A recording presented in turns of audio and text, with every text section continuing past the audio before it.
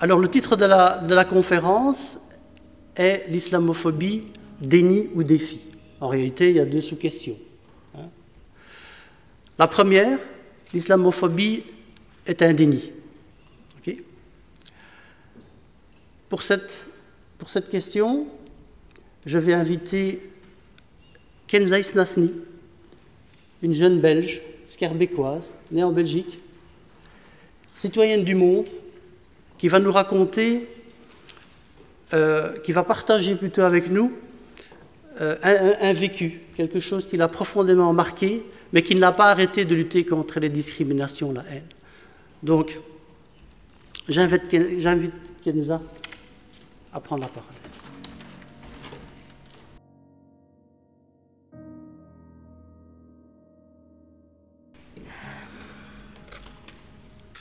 Bonjour à tous. Ma lettre ouverte au monde. Je l'ai écrite il y a un peu plus de 2 ans, dans un contexte précis. J'avais jugé au fil du temps de donner une dimension plus internationale à ma lutte, parce que justement le racisme est un phénomène qui ne se produit pas par hasard, ou c'est pas un phénomène qui est considéré comme un phénomène de quartier, comme on a pu le dire à l'époque, ou isolé, ou même considéré comme un fait divers. J'ai écrit cette lettre à la suite de l'assassinat de 3 jeunes musulmans aux États-Unis. Je me suis beaucoup reconnue dans cet événement, parce que de nouveau, on peut observer en fait le même schéma. Donc le crime islamophobe se produit, puis un déni sur l'origine des faits, une simple dispute de voisins qui a dégénéré, puis une mobilisation, l'indignation, plus jamais ça, et ensuite le silence. Et il faut à chaque fois que d'autres drames se reproduisent, de nouveau pour relancer le débat. Le destin a fait que j'ai pu rencontrer les familles de ces victimes aux États-Unis, et notre force, c'est de continuer à vivre malgré la douleur. Et on se fait presque parfois violence pour puiser au plus profond de soi, pour entreprendre ce travail de mémoire. Parce que je me suis toujours dit que ce qu'il y a de pire lorsque des faits similaires se produisent, c'est ce silence qui tue aussi. Alors j'ai continué à écrire, à témoigner, à élever ma voix à travers le monde, car j'ai fait le choix de ne pas me taire, en hommage à toutes les victimes du racisme, d'où qu'ils viennent. Ma lettre ouverte au monde. Je m'appelle Kenza, je suis née à Bruxelles en 1983. Le Maroc est le pays de mes origines, la Belgique est mon pays de naissance. Je suis fière de dire aujourd'hui que je suis belge, marocaine, de la région du Rif, musulmane, mais avant tout un être humain imprégné de plusieurs cultures et d'expériences dans le monde. Tout cela fait ce que je suis aujourd'hui. J'ai grandi à Bruxelles dans une famille aimante. J'ai été éduquée dans l'islam et dans les valeurs que cette religion représente. Nous vivions dans l'humilité, la modestie, dans la simplicité, dans l'amour et le respect de l'autre. J'ai grandi à Bruxelles, là où je me suis construite en tant que citoyenne, là où j'ai évolué dans une société pleine de couleurs, pleine de richesses culturelles. Quand j'étais enfant, je posais beaucoup de questions. J'étais très curieuse, je voulais tout découvrir très vite. Quand j'étais enfant, je rêvais de pouvoir être adulte avec un métier qui me permettra très rapidement de pouvoir aider ceux dans le besoin. Quand j'étais enfant, j'avais un petit journal dans lequel j'inscrivais toutes les choses que je ferais quand je serais plus grande pour ne pas les oublier. Quand j'étais enfant, ma petite chambre était mon univers, mon monde où je créais, imaginais sans cesse toutes les idées que je voulais réaliser quand je serais plus grande. J'ai vécu toute mon enfance avec le sentiment profond que je serais toujours entourée de ma famille, pour me protéger, pour être aimée et pour ensuite voler de mes propres ailes. Malheureusement, l'environnement dans lequel je vivais paisiblement s'était très vite dégradé. Les relations entre les gens étaient devenues très tendues et conflictuelles. L'attaque des tours du World Trade Center aux États-Unis a très vite eu un impact en Europe. Ensuite, ça a été la montée de l'extrême droite. Les musulmans étaient presque tous devenus de potentiels terroristes. Ce climat de tension avait atteint son apogée. Ce climat de haine et de violence a fini par m'enlever ce que j'avais de plus cher au monde. Le 7 mai 2002, mes parents Isnasni Ahmed et El Haji Habiba ont été assassinés par un homme animé par la haine et le rejet de l'autre. Mes parents ont été tués vers 4 heures du matin durant leur prière de l'aube. L'assassin avait également tiré plusieurs balles sur mes frères Yassine et Walid, qui n'avaient que 6 et 11 ans. Ils avaient été gravement blessés, mais ont pu survivre à ce terrible carnage. Cet homme avait décidé que nous n'avions pas le droit de vivre. Il n'y avait aucun doute. C'était bien un crime raciste. Cet homme s'en est pris à nous parce qu'il considérait que nous n'étions pas de la bonne couleur, pas de la bonne culture, pas de la bonne religion. Après que l'assassin se soit suicidé dans les flammes de l'incendie qu'il a lui-même provoqué, j'ai échappé à la mort de justesse car il a également mis le feu à ma chambre. J'ai été sauvée par mon voisin Gérard Beuk. Il restera à jamais mon héros. Le 7 mai 2002 fut le jour le plus horrible de ma vie. Ce jour-là, j'étais dévastée par une tristesse que je pensais presque insurmontable. J'avais 18 ans et j'étais orpheline. J'ai été privée brutalement et à jamais de l'amour et de la tendresse de mes parents. Après un tel drame, beaucoup de questions ont envahi mon esprit. Comment peut-on vivre normalement après un tel choc? Comment pourrais-je continuer à vivre dans un monde sans la présence de mes parents? Comment peut-on surmonter une telle tragédie? Et j'ai prié Dieu de toutes mes forces pour garder la foi et croire qu'un autre monde était possible et que nous ne sommes pas voués à vivre dans la violence, que la paix pouvait être une réalité si tout le monde y contribuait.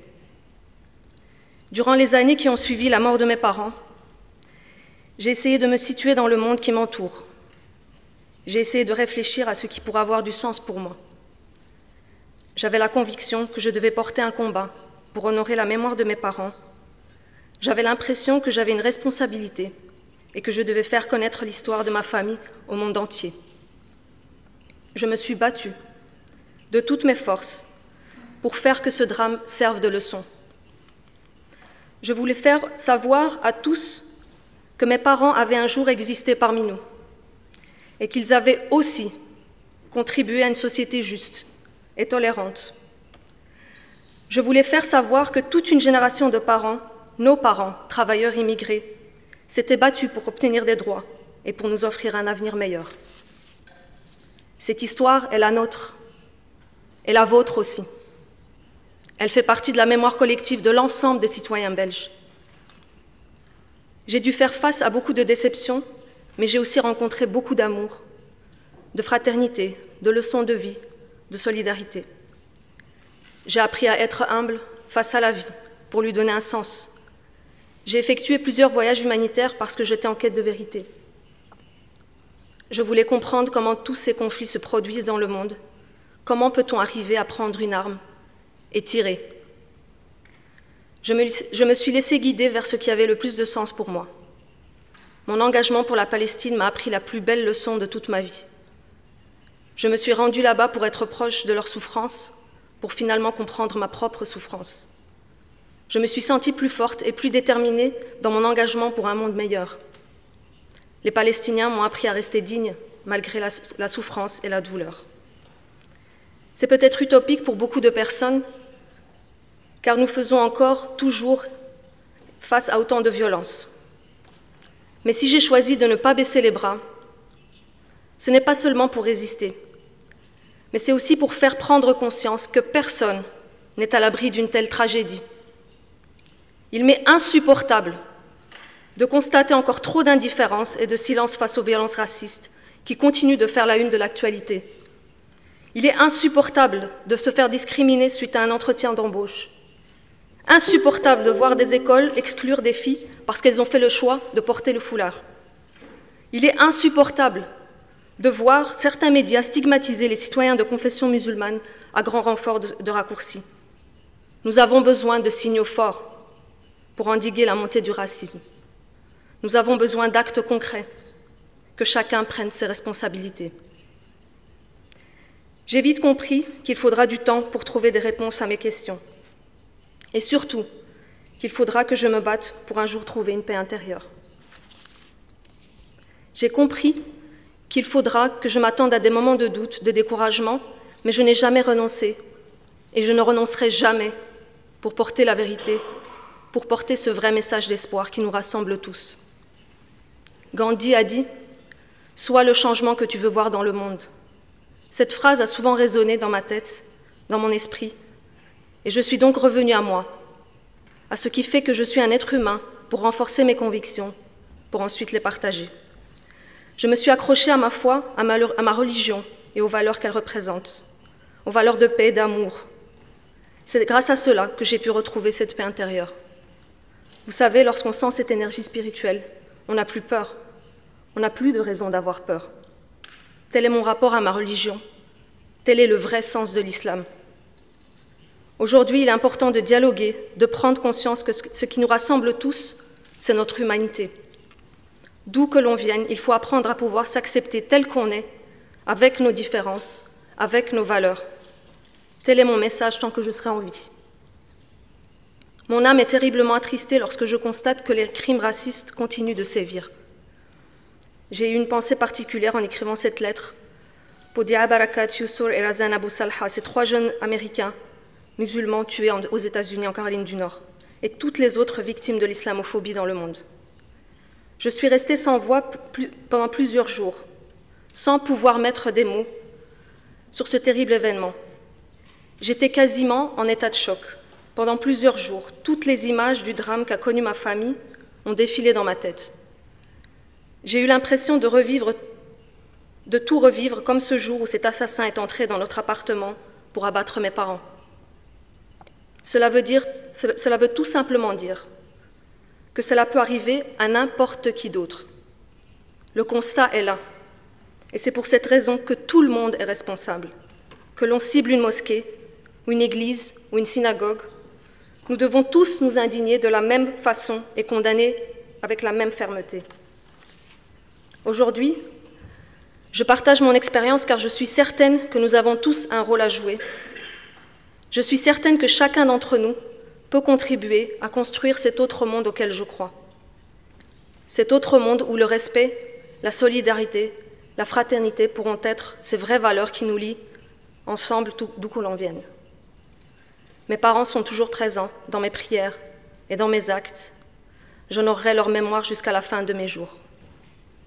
Merci et ne les oubliez pas. Merci Kenza. La réponse donnée par Kenza est sans équivoque. L'islamophobie n'est pas un concept, n'est pas une théorie, c'est une réalité qui a frappé des gens et qui les frappe encore aujourd'hui.